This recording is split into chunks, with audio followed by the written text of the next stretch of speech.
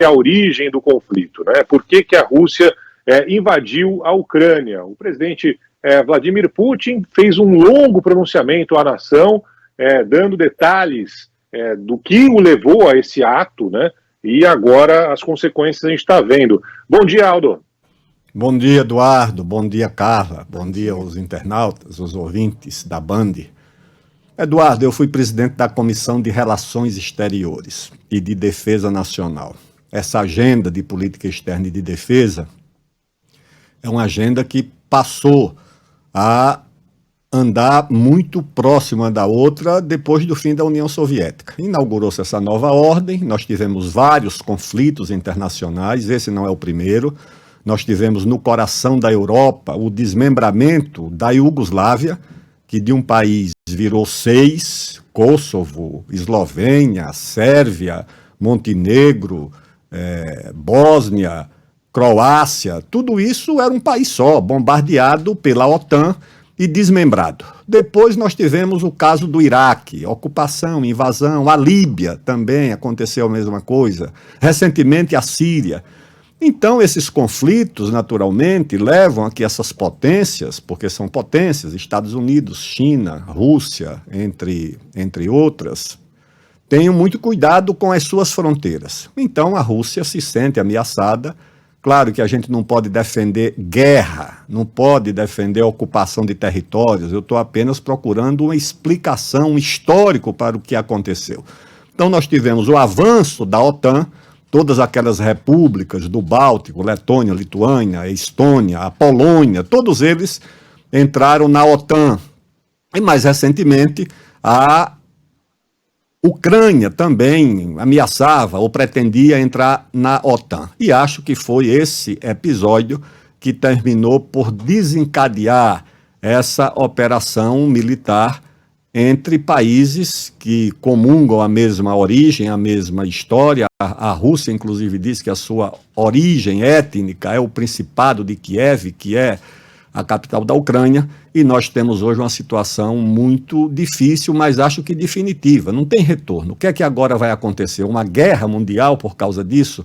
Eu não creio, e provavelmente os russos devem ter calculado os efeitos dessas sanções materiais, fizeram há 15 dias um grande acordo com a China para resistir provavelmente às sanções impostas pelo Ocidente, e fica aí a situação do Brasil nessa encruzilhada. Eu me lembro, ministro, que há alguns meses falávamos sobre uma, não vou dizer possibilidade ainda que remota, mas um anseio, um desejo do governo brasileiro de integrar esse grupo chamado OTAN, que agora está em todas as manchetes. E me lembro também que houve até um certo desapontamento por parte de algumas autoridades quando a Romênia foi anunciada como novo integrante, né? Então, o Brasil, que naquele momento se colocava mais próximo, então, dos aliados, mais próximo da Europa Ocidental, mais próximo dos Estados Unidos, agora tem uma posição talvez um tanto... uma incógnita, na verdade, porque houve a visita do presidente brasileiro a Vladimir Putin. O governo brasileiro foi cobrado justamente pelos Estados Unidos a condenar duramente essa invasão. Na avaliação do senhor, qual deveria ser a posição mais adequada do Brasil nesse momento? Carla, a Rússia já ocupou um pedaço da Ucrânia em 2014, no governo da presidente Dilma, às vésperas de uma reunião dos BRICS que aconteceria no Brasil.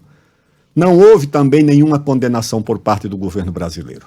Aquela invasão da Crimeia e a anexação da Crimeia por parte do governo russo. Não houve porque o Brasil tinha cuidado com a Rússia por causa de relações antigas, de cooperação, de acordos comerciais, e o Brasil sempre procura ficar equidistante.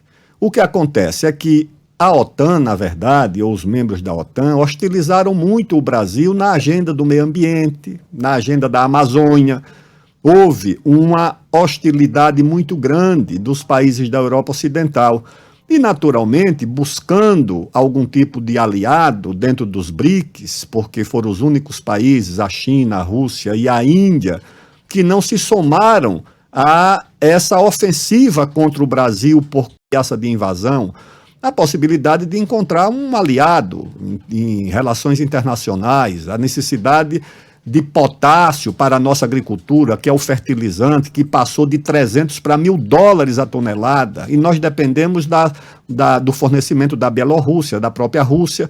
Então eu acho que o Brasil vai ter muito cuidado. Não vai, naturalmente, apoiar a invasão da Ucrânia, evidentemente que não vai fazer isso, vai fazer uma condenação muito cuidadosa, talvez sem citar nominalmente o país, não vai romper com os Estados Unidos, mas também não vai aderir à posição americana. O Brasil vai ficar equidistante, que, na minha opinião, é a posição mais cuidadosa. Nós não devemos nos aliar na disputa entre as superpotências, disputas geopolíticas, militares, diplomáticas, comerciais.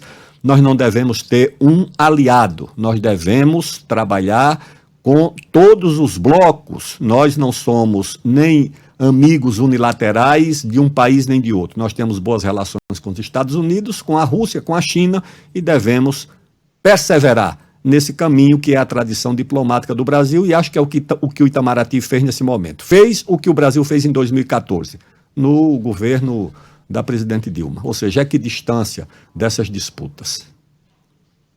Aldo Rebelo com a gente aqui no Band News Station. Aldo, muito obrigado pela presença, pela visita aí no estúdio da Band News. Até uma próxima, Aldo. Um abraço e até a próxima. Um abraço, até a próxima.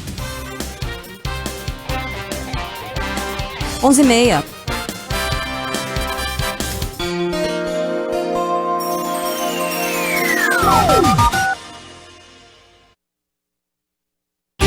Seu caminho.